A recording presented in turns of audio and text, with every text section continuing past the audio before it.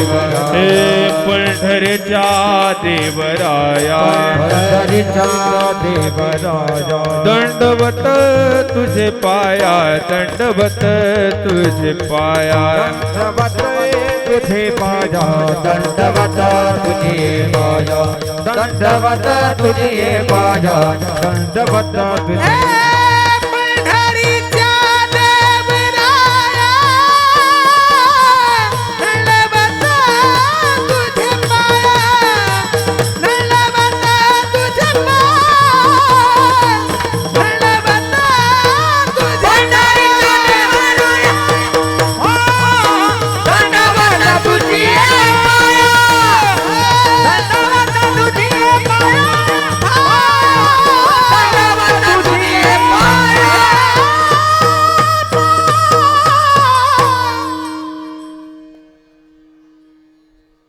गुरुवर्य ब्रह्मवीरीन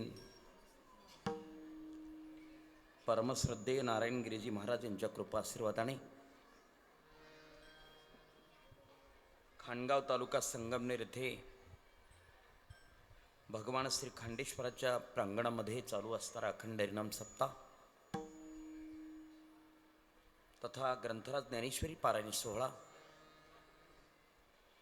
ज्या कार्यक्रमाला महाराष्ट्रातील वारकरी परंपरेतील सुप्रसिद्ध विचारवंत हरिभक्तपरायण उद्धवजी महाराज मंडलिक यांचा परमकृपा आशीर्वाद आहे आणि त्यांच्याच मार्गदर्शनाने चालू असणाऱ्या या भव्य आणि दिव्य अशा सोहळ्यामध्ये आजची ही अंतिम दिवसाची हरिदिनी सेवा माझ्या वाट्याला आलेली करिता आज तुमच्या सर्वांच्या सेवेकरता महाराष्ट्रातील एक प्रख्यात आवाज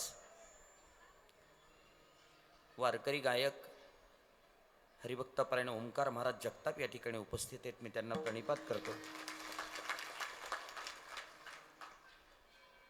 हरिभक्तपरायण शुभम महाराज बनकर, नवनाथ महाराज गीते, हरिभक्तपरायण माऊली महाराज तांबे, विजय महाराज गाडेकर आणि सांदीपणी गुरुकुल आश्रमातील विद्यार्थी, चोपदार, वालदार, व्हिडिओ शूटिंगवाले, लाऊडस्पीकरवाले, उपस्थित जनसमुदाय, महिला मंडळ, बालगोपाल मंडळ आणि ज्यांच्या माध्यमातून हा कार्यक्रम संपन्न होतोय, खांडेश्वर मंदिराचं विश्वस्त मंडळ, ज्यातले मुख्य विश्वस्त आदरणीय लहानुभाऊ गुंजाळे या ठिकाणी उपस्थित आहेत. मी त्यांना प्रणिपात करतो. तुम्ही सर्व सज्जन भाविक मोठ्या प्रेमाने उपस्थित आहात. तुमच्याही चरणी प्रणिपात करतो आणि कार्यक्रमाला प्रारंभ करतो. विठ्ठल विठ्ठल विठ्ठल विठ्ठल विठ्ठल विठ्ठल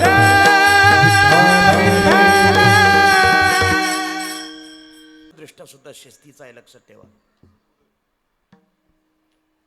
ती शिस्त तुम्ही बाळगत नसाल तर माझी जबाबदारी संपली. मी इथे कीर्तनाला आलोय.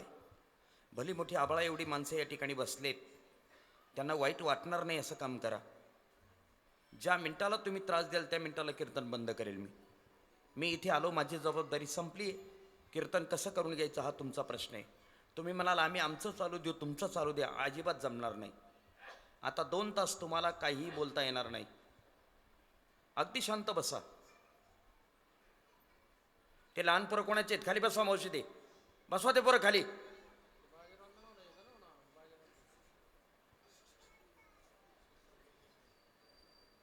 तुम्ही कीर्तन ऐकायला आलेत, माझ्यावर उपकार करायला नाही आलेलेत. एकदम शांत बसा.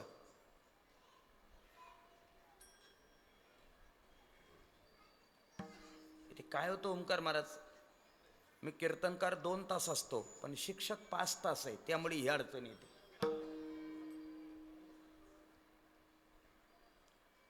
तुम्हाला हालू सुद्धा देणार नाही, मी जागेवरून सांगून ठेवतो. आणि भाऊ, मी येताना हा मंडप मंत्रून आलेलो आहे. जर कोणी काही गडबड केली आणि तुम्हाला काही कमी जास्त झालं तर मी जबाबदार नाही, सांगून ठेवतो. सावध राहा. सावध पद्धतीने कीर्तन ऐका. तुम्हाला आता मी गोळ्या औषधं दिलेत, नाही फरक पडला तर थोड्या वेळात सलाईन लावेल मी तुम्हाला. ती पण व्यवस्था मी सोबतच आणलेली आहे. प्रत्येकाने आपापली काळजी घ्या. बहुसंख्येने कीर्तनाला आलात म्हणजे तुमची जबाबदारी संपली नाही. उलट ते कीर्तन शांततेने कसं पार पडेल ही जबाबदारी तुमची आहे. अभंगामध्ये प्रवेश करतोय महाराज. अतिशय सुंदर आणि भव्य असं नियोजन आहे. तुम्ही देत राहाल तर मी खातच राहील, कारण मी कीर्तनकार आहे.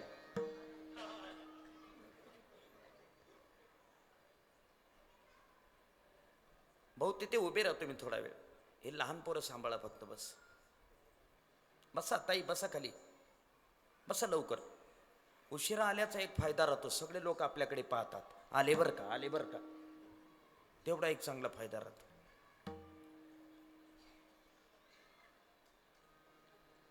सप्तातला आजचा अंतिम दिवस. वारकरी संप्रदायामध्ये असा दंडक आहे की सप्ताच्या अंतिम दिनी म्हणजे शेवटच्या दिवशी मागणीपर प्रकरणातला अभंग सेवेकरता निवडावा. का? तुम्ही 7 दिवस जे काही काम केलेलं आहे त्या कामाची फलश्रुती या दिनी मिळत असते, लक्षात ठेवा. आणि त्यातल्या त्यात आज एकादशी आहे. भगवान सांब सदाशिवाचं वास्तव्य आहे आणि भगवान पांडुरंगाची ही कथा आहे. अशा दोन्ही देवतांचा मिलाप या ठिकाणी बनलेला आहे. तुम्ही खूप भाग्यवान आहात की तुम्ही या क्षणाचे साक्षीदार आहात.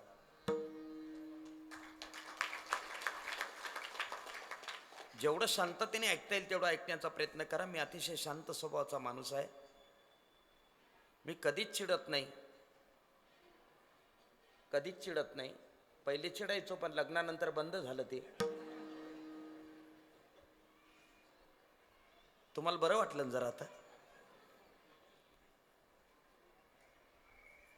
जबाबदारीने कीर्तन ऐका. 1 तासभर सेवा करेल, चांगलं सांगण्याचा प्रयत्न करेल. तुम्ही चांगलं ऐकण्याच्या मनस्थितीत असाल तर. वक्ता तो वक्ताची नो, हे श्रोते नवीन. भाऊ आमचे गुरुजी असं सांगायचे, वक्ता हा कीर्तन करू शकत नाही एकटा. का? खरं कीर्तन हे श्रोत्यांवर अवलंबून असतं, कारण श्रोत्यांच्या चेहऱ्यावरचे भाव हे कीर्तनकाराचं टॉनिक असतं.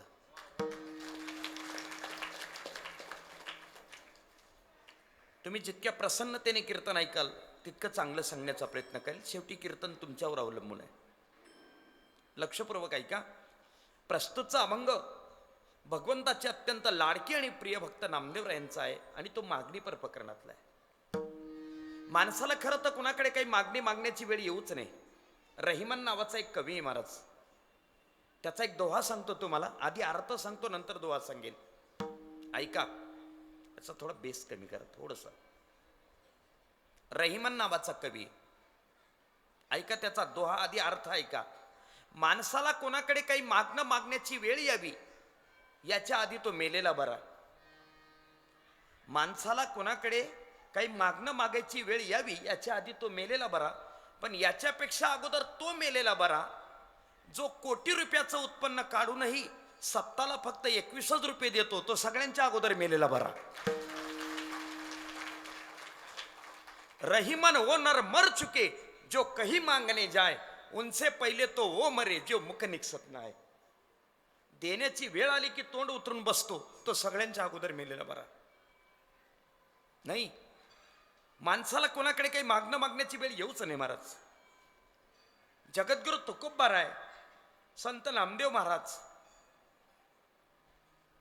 ज्या ज्या वेळेला प्रभू परमात्म्याच्या समोर उभे राहायचेत ना, त्यावेळेला प्रभू परमात्म्याला काळजी वाटायची. यांनी काहीतरी मागावं, आपल्याकडे मागावं काहीतरी, यांचा हक्क आहे. पण साधू संत कधीच मागत नाहीत महाराज. नाही, वाक्य नीट सांगतो, जे कधीच काही मागत नाही त्यांना संत म्हणतात महाराज. त्यांना संत म्हणतात. संत ही उपाधी आहे, पण एक अलौकिकत्वावर नेऊन पोचलेली आहे. कशी ती ऐका. 2 पर्याय मांडे. मागणारा हुशार असावा का देणारा? तुमच्याकडे कसं काय? जे असेल ते सांगा मला. बाबा तुम्हाला प्रश्न विचारतो. बाबा चष्मेवाले बाबा, तुम्ही या सगळ्यांचं प्रतिनिधित्व करा. मागणारा हुशार असावा का देणारा? मागणारा देणारा? मागणारा. बर, बाबांचं असं म्हणणं आहे मागणारा हुशार असावा. मी तुमचा मुद्दा खोडून दाखवतो. मला असं वाटतं देणारा हुशार असावा. ऐका, रात्री स्वप्नामध्ये सूर्यदेवाने कर्णाला सांगितलं होतं, कर्णा 72 उद्या इंद्र तुझ्याकडे कवच कुंडला मागायला येणार आहेत आणि कवच कुंडल तुझा प्राण आहे. 72 अजिबात देऊ नकोस. लक्षात ठेव, उद्या इंद्र कुठल्याही विषयात येऊ शकतो. कर्ण होता तुम्हालाच. कर्णाच्या दारात आलेला एकही याचक आजपर्यंत परत गेलेला नव्हता. सगळा दिवस चालला गेला. सायंकाळची वेळ, थोडासा रिमझिम पाऊस पडत होता आणि सूर्य अस्ताला जाण्याच्या तयारीत होता. इंद्राने एका ब्राह्मणाचं रूप घेतलं आणि कर्णाच्या दारापुढे उभा राहिला. आवाज दिला, ओम भवंती भिक्षां देई. कर्ण चपापला. संध्याकाळच्या वेळेला कोण याचकाला असावा? हात जोडले. त्या ब्राह्मणाला विचारलं, विप्रवर्या काय सेवा करू? आपल्याला भूमी पाहिजे, गायी पाहिजे की सुवर्ण पाहिजे? काय देऊ? कर्णा तुझी दिगंत कीर्ती ऐकून मी खूप लांबून आलोय रे, पण मला या गोष्टी नकोयत. मी आज जे मागणार आहे ते आजपर्यंत कोणीच मागितलं नाही. मागावा कर्णाचा दरबार आहे. कर्णा मला तुझी कवच कुंडल पाहिजे. कवच कुंडल शब्द काढल्याबरोबर कर्णाला रात्रीच्या स्वप्नाची आठवण झाली आणि मग लक्षात आला हा इंद्र आहे. पण आता शब्द सुटलेला होता. आता पर्याय नव्हता. कोशागारामध्ये शिरला, तलवार काढली. तलवारीने आपलं कवच कापलं, कुंडल कापलीत आणि ज्या वेळेला ब्राह्मणाच्या वेशात आलेल्या इंद्राच्या हातामध्ये ती कवच कुंडल ठेवली, त्यावेळेला सूर्य अस्ताला गेला. सूर्य जसा अस्ताला गेला, हे ब्राह्मणाच्या वेशातल्या इंद्राच्या लक्षात आलं आणि इंद्राने आशीर्वाद दिला, कर्णा विजयी भव, विजयी भव. आता कर्ण चिल्ला.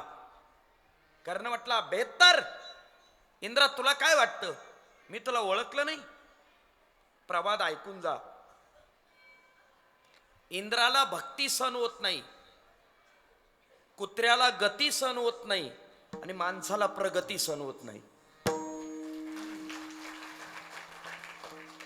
इंद्राला भक्ती, कुत्र्याला गती, माणसाला प्रगती अजिबात सहन होत नाही. तुला काय वाटतं मी तुला ओळखलं नाही? तुझा पत्ता माझ्या बापाने रात्रीच मला स्वप्नात दिलेला होता. पण लक्षात ठेव इंद्रा, तू आज माझी कवच कुंडला काय, माझा प्राण मागायला आला असता तरी मी आनंदाने दिला असता. का माहिती? तू फक्त माझा प्राणच घेऊन गेला असता. पण या संसारातल्या पिढ्यानपिढ्या फक्त एकच वर्णन करत राहिल्या असत्या, देवाधिक इंद्र खरा, देवांचा राजा इंद्र खरा. पण एक दिवस कर्णाच्या दारापुढे भिकारी म्हणून उभा होता, हे विसरू नकोस. सांगा बाबा, आता देणारा श्रेष्ठ असावा का मागणारा? देणारा. पक्ष बदलण्यामध्ये पटाईत दिसतात तुम्ही मला.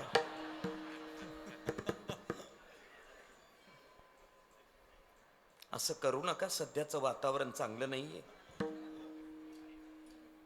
बाबा आता आपली बाजू सोडली बाबांनी.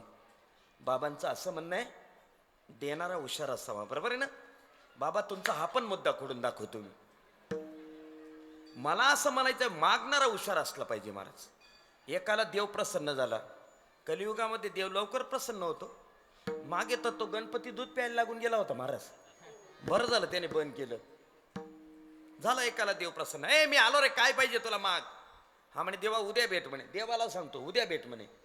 देव म्हणे काय हरकत नाही, उद्या येतो. घरी गेला आणि मग याने आपल्या बापाला सांगितलं, बाबा मला उद्या देव प्रसन्न होणार आहे, देवाकडे काय मागावं. बाप थोडासा हवेशी होता. बापाने सांगितलं कोरोनासारखा काल गेला, परिस्थिती बेताल आहे आपली, देवाकडून मागता आलं तर 2-1 किलो सोनं माग म्हटले. काही हरकत नाही. आईकडे गेला. आईला सांगितलं, आई मला उद्या देव प्रसन्न होणार आहे, मी देवाकडे काय मागावं. आईने सांगितलं, बाळ 2 वर्ष झाले माझी दृष्टी गेली, मला दिसत नाही. सुना घरामध्ये काय काय अत्याचार करतात काही कळत नाही. देवाकडून मागता आलं तर मला दृष्टी मागून घे. काही हरकत नाही. पत्नीकडे गेला. पत्नीला सांगितलं, का ग मला उद्या देव प्रसन्न होणार आहे, मी देवाकडे काय मागावं. पत्नीने सांगितलं, बघा आपलं लग्न होऊन 3 वर्ष झालेत, आपण सगळे दवाखाने पालथे घातलेत, आपल्यामुळे 2-3 डॉक्टर मरून गेलेत, तरी सुद्धा आपला ठिकाणा लागला नाही. देवाकडून मागता आलं तर एखादं अपत्य मागा. याने रात्री झोपताना विचार केला, भाऊ बापाला सोनं पण गरजेचं आहे, आईला दृष्टी पण गरजेची आहे आणि पत्नीला अपत्य पण गरजेचं आहे. देव देईल काय काय. उठला दुसऱ्या दिवशी सकाळी आणि मग देवाने विचारलं, आलास का? हो. काय पाहिजे माग. याने देवाला सांगितलं, देवा किती मागण्या मान्य करशील? मागण्या कितीही माग, पूर्ण मात्र एकच करेल. इतकं हुशार होतं महाराज. संगमनेर तालुक्यातलंच होतं ते. देवाने जसं सांगितलं काय पाहिजे ते माग, मागण्या किती असू देत, वर मात्र एकच देईल. इतकं हुशार होतं. त्याने सांगितलं, देवा माझ्या आईला उघड्या डोळ्यांनी सोन्याच्या पाळण्यामध्ये नातू पाहायचं आहे म्हटलं. ज्यांना ज्यांना नाही कळलं त्यांनी उद्या सकाळी महाप्रसाद खायला या. माझ्या आईला उघड्या डोळ्यांनी, आईला डोळे मिळाले, सोन्याच्या पाळण्यामध्ये बापाला सोनं मिळालं, नातू पाहायचंय, बायकोला अपत्य मिळालं. आता कोणत्या पक्षात जाता बाबा तुम्ही?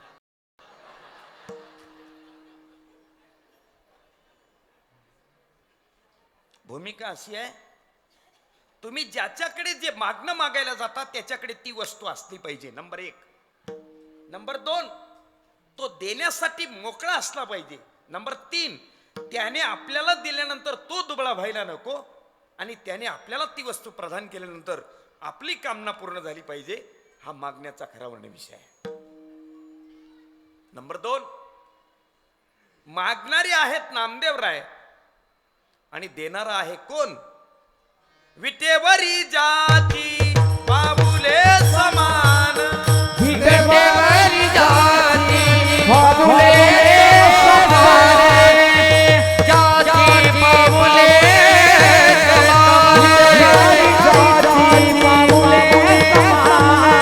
तोची एक दान सुरदाता, तोची एक दान सुरदाता, तोची एक दान सुरदाता.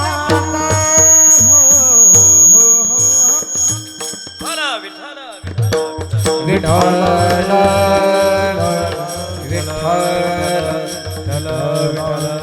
विठ्ठल विठ्ठल विठ्ठल विठ्ठल विठ्ठल.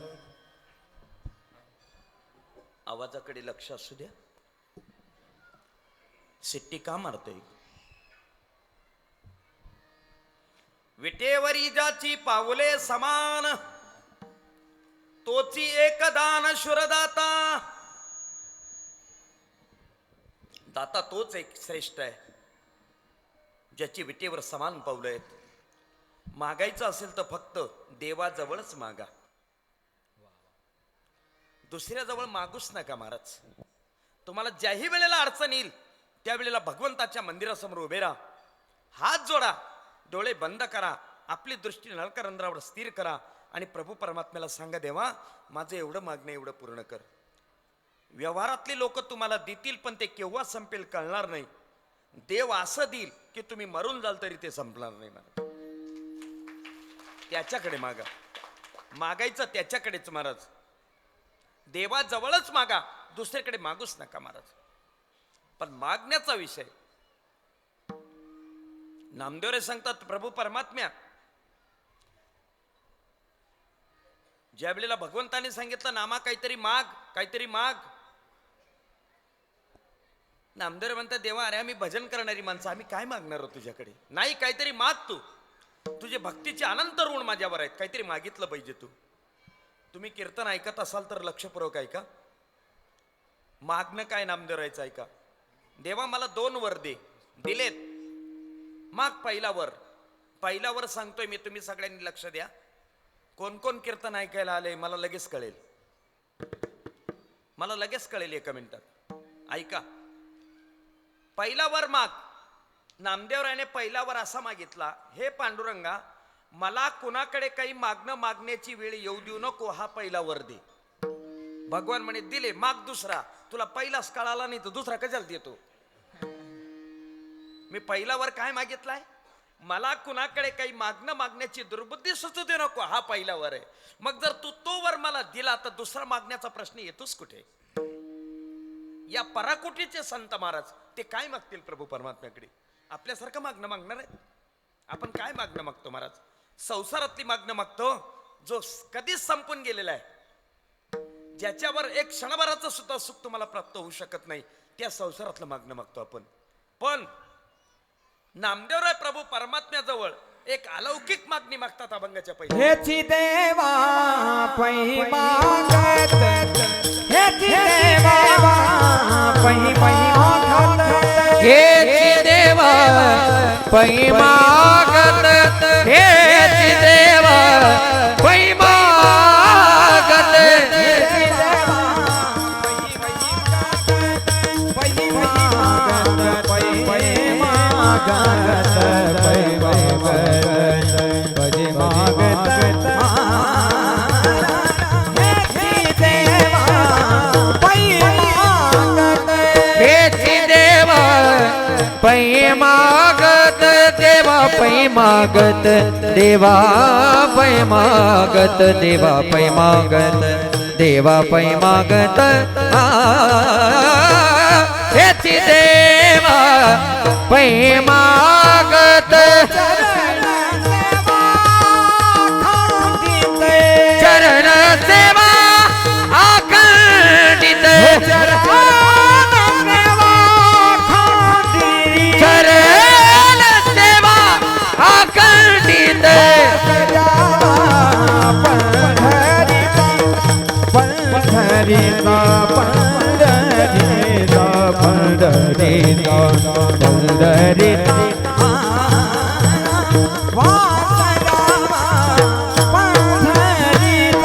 वास द्यावा पंढरीचा, वास द्यावा पंढरीचा, होयची देवा पै मागत, शरण सेवा अखंडित, शरण सेवा अखंडित, शरण सेवा अखंडित. हेची देवा पै मागत, चरण सेवा अखंडित, चरण सेवा अखंडित, चरण सेवा अखंडित, अखंडित, अखंडित. विठाला, विठाला. विठाला विठाला विठाला विठाला विठाल. अभंगात त्या पहिल्या चरणावर आपण आलोय. नामदेवराय पहिल्या चरणामध्ये भगवंताकडे एक अलौकिक मागणं मागतायत. हेची देवा पै मागत, हेची या शब्दामध्ये चकारात्मक षष्टी आली महाराज. एकूण तिथी किती आहेत? तिथी तिथी किती आहेत एकूण? नाही माहिती. बरं बरं, मी सांगतो, तुम्ही मोजता का? प्रथमा, द्वितीया, तृतीया, चतुर्थी, पंचमी, षष्ठी, सप्तमी, अष्टमी, नवमी, दशमी, एकादशी, द्वादशी, त्रयोदशी, चतुर्दशी, पौर्णिमा, अमावस्या. किती झाल्यात ते पण मीच मोजू का? किती झाल्यात अंदाजाने सांगा काहीतरी. एक प्रथमा जर सोडली तर प्रत्येक तिथीला प्रत्यय आहेत महाराज. षष्टीचे प्रत्यय चा, ची, चे.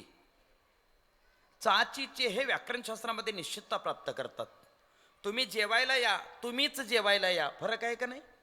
तुम्ही जेवायला या म्हणजे सगळेच्या सगळे बसा.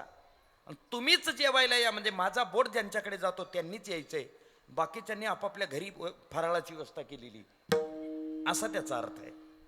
एकाची निश्चिती, अन्याची व्यावृत्ती, नाम षष्टी. षष्टी काय दर्शवते?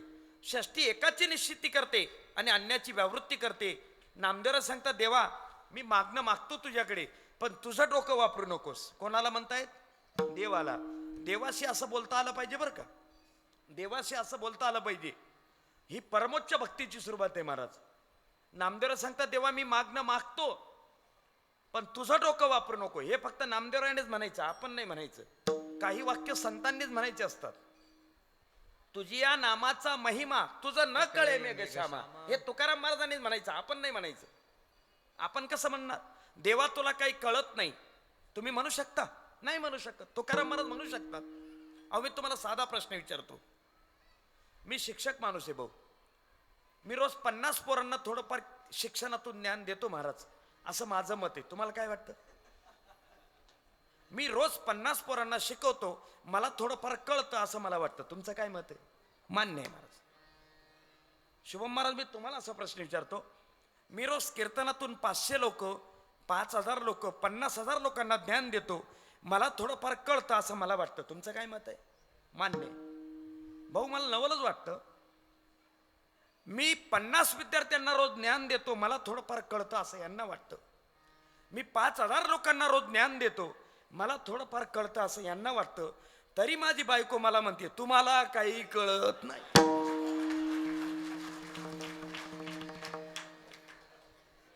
ही पदवी कोणत्या विद्यापीठात मिळते काही कळतच नाही महाराज.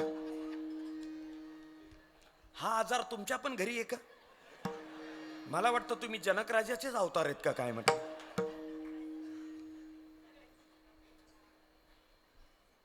देवा तुला काही कळत नाही हे फक्त तुकाराम महाराजांनीच म्हणावं. तसं देवा तुझं डोकं वापरू नको हे तुम्ही आपण नाही म्हणू शकत, हे नामदेवांनीच म्हणावं.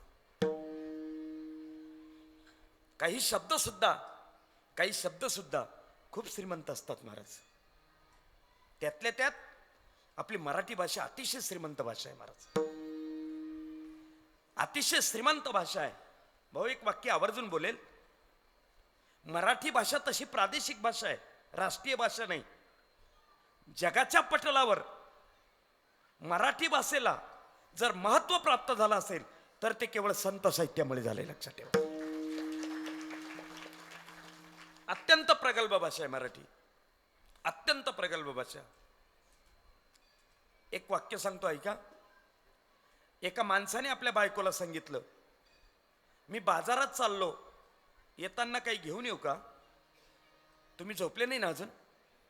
ताट बसा जरा, ताट बसा, एक 10 मिनिटात फराळ येतोय तुमच्यासाठी. मराठी भाषा किती प्रगल्भ आहे ऐका. एका माणसाने आपल्या बायकोला सांगितलं मी बाजारात चाललो, येताना काही घेऊन येऊ का? ती म्हटली काहीच आणू नका, फक्त तुम्ही येताना घेऊन येऊ नका. नसेल कळलं तर द्या सोडून. मराठी भाषा आहे, भयंकर कठीण भाषा आहे महाराज. नामदेव म्हणतात देवा तुझं डोकं चालवू नको, मागणारा जर मी येतो तो अधिकार माझा आहे. तू काय द्यायचा हा प्रश्न आता इथे शिल्लक राहतच नाही. मी मागेल ते तुला द्यावं लागेल. अलौकिक मागणी केली महाराजांनी. काय काय मागणी केली? चरण सेवा खंडित. देवा मला तुझ्या पायाची सेवा दे. काय गोड मागणं आहे महाराज. जीवनामध्ये होता आलं तर पायाजवळच बसायला शिका, डोक्याजवळ बसू नका महाराज. पायाजवळ जे सुख आहे ते डोक्याजवळ अजिबात नाही, लक्षात ठेवा. महाभारतातलं युद्ध नक्की झालं. दुर्योधन आणि अर्जुन दोघंच्या दोघं भगवंताकडे मदत मागायला गेलेत. भगवान झोपलेले होते. दुर्योधन अगोदर गेला, तो डोक्याजवळ बसला. अर्जुन नंतर गेला, तो पायाजवळ बसला. आमच्या मालेगावकडे झोपेतला माणूस जागा झाला की त्याला पायाकडचं दिसतं. तुमच्याकडे कसं आहे? असंच आहे का? मग बरं आहे.